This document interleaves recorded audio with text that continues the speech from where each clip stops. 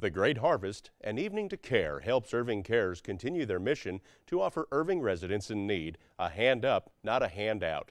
This year's event, held at the Four Seasons Resort and Club, gave attendees a chance to party with a purpose. Here's Cathy with highlights of the evening.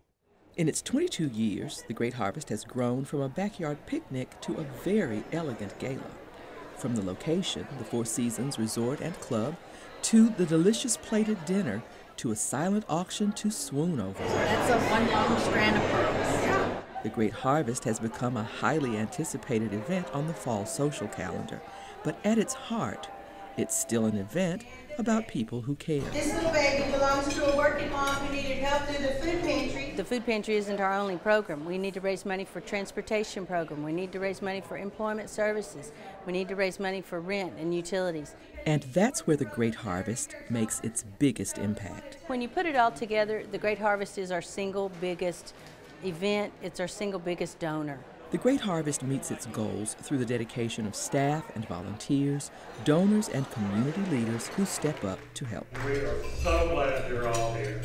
This is a wonderful crowd and we appreciate everything you've done. Larry Clements and his son Chris co-chaired this year's event. I've known about Irving Cares for a long time, and I've done some other charity events, and when Teddy approached Chris and me, my son, we just couldn't say no. But chairing an event like this is no simple task. You know, that is always the hardest job. It's really hard to find somebody that'll do this work. You know, we come together for this really great evening and it seems to go off seamlessly, but there's so much work behind it.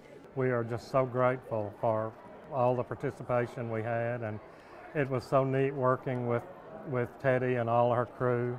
We got to know all of them really well, and they're just a remarkable group of people. We have a really good machine and we have some good processes in place, but what it really takes is that name behind it. Somebody who is vested in Irving Cares, is known in Irving, and somebody that will do that work for us. The partnership really worked.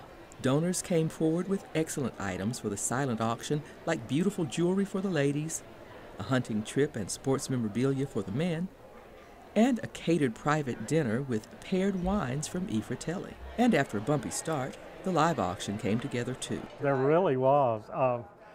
We kind of struggled with the auction items for a while, and then just the last couple of weeks, everything just fell into place, and we were very excited about the live auction. And so was the crowd.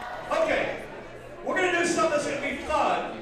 We're going to raise some money at the same time. With great items like celebrity chef dinners, beautiful jewelry, and fun resort vacations, the live auction and the bidding wars got people on their feet. And it really paid off. People were very excited, and they bid really well. And my rough estimate, I think we made close to $30,000 on the live auction. And that goes a long way toward reaching Irving Cares' goal for this year's Great Harvest. Our goal this year was to raise $200,000, and our dream goal was $225,000.